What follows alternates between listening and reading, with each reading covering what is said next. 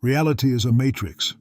This is not just a metaphor from a movie, but a model increasingly supported by observations in quantum physics, psychology, and the phenomena of human perception. And if that's true, if the surrounding world obeys not external laws, but the internal code of consciousness, then a natural question arises. Can this code be rewritten? Can reality be programmed to fit one's design? The essence is that reality is not objective. It's not rigid or fixed. It's fluid, taking the shape of the vessel it's poured into. And that vessel is attention. Where attention goes, energy flows. And where energy flows, there's growth, manifestation, and materialization. Consciousness is a projector. It doesn't reflect the world, it broadcasts it. And anyone who understands this ceases to be a prisoner of circumstances, no longer a pawn, but a player, or more precisely, a programmer. To understand how the reality matrix works, one must abandon conventional logic. Logic is the product of a program already installed. It explains what has already been created, but can't explain the mechanics of creation.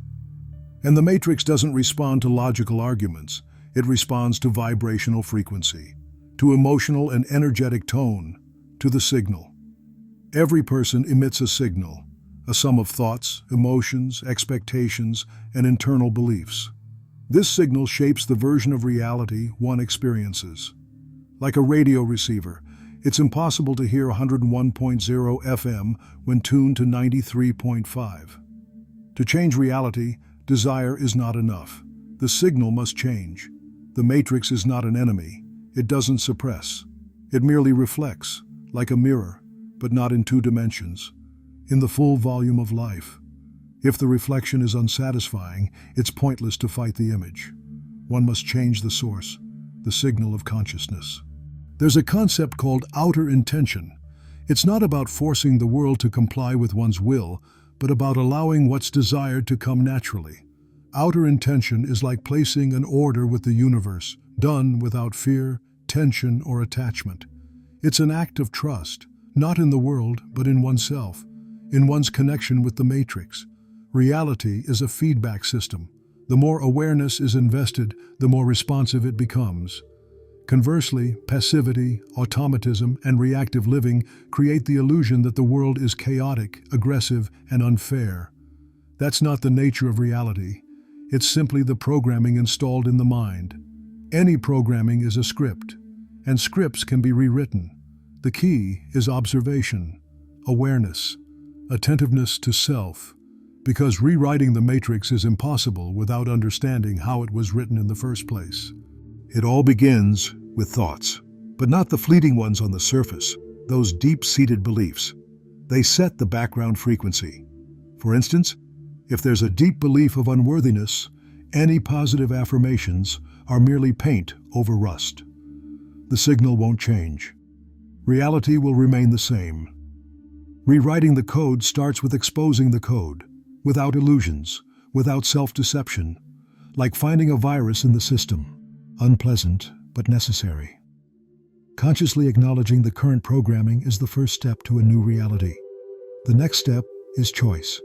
Not fighting the old, not denying it, but choosing the new. Consciousness, unlike the subconscious, can choose. And if the choice is clear, intentional, without inner conflict, the subconscious adopts the new scenario. Working with attention is the primary tool of the reality programmer. Attention is currency. Where attention goes, life flows. Support, materialization. The system begins to shape events that align with the focus of attention. It's important to understand. The matrix doesn't differentiate between good and bad. It doesn't judge. It doesn't check whether a desire is deserved. It simply reflects. This removes the concept of guilt, and that's liberating. If consciousness is filled with fear, the matrix reflects scenarios that amplify fear. If there's gratitude, calmness, and confidence, the world begins to respond on those frequencies. The entire focus is on maintaining the desired frequency. This doesn't mean constantly being positive. That's an illusion. But it is possible to remain aware, to observe reactions, not merge with them, but see them and choose. That is the real power. Not control over the external, but freedom in internal choice. The matrix doesn't respond to force, not to violence. It resonates with purity of signal, and the less inner noise, the faster the response. That's why silence, pause, and presence aren't idleness. They are system reboots. The most powerful influence on the matrix comes from image. The image of self, the image of the world, the image of the desired. Because images are energy clusters. They are structures. When the image is stable, clear, and multifaceted, the matrix starts pulling in events, people, and circumstances that match. This isn't magic, it's resonance. An image is not just fantasy, it's a blueprint, like an architectural plan.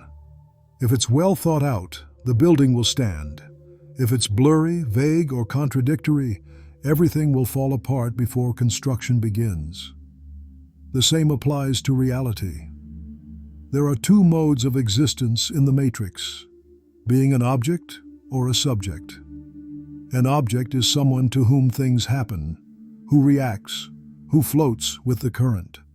A subject is someone who influences, who sets direction, who tunes the frequency. Becoming a subject means taking responsibility, not for everything that happens, but for how it's interpreted. It is interpretation that triggers the internal process. And the internal process is the tuning of the signal. The matrix doesn't respond to events, it responds to the vibration caused by them. Reality tuning is a practice, not a one-time act, but a way of life, a constant dialogue with oneself, a refusal of automatism, a willingness to be attentive to thoughts, emotions, and states.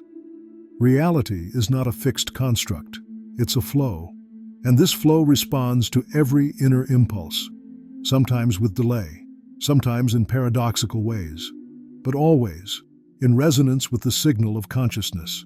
The matrix is programmed, but the code is open, and every person, upon realizing this, can become the editor, not a destroyer, an editor.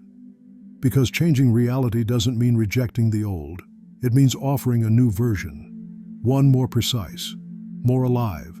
That is freedom, not in escaping the world, but in understanding that the world is a screen. And behind the screen is a projector. Change the film, and the movie changes. This knowledge is not philosophy. It's a tool, a key. All that remains is to take it in hand.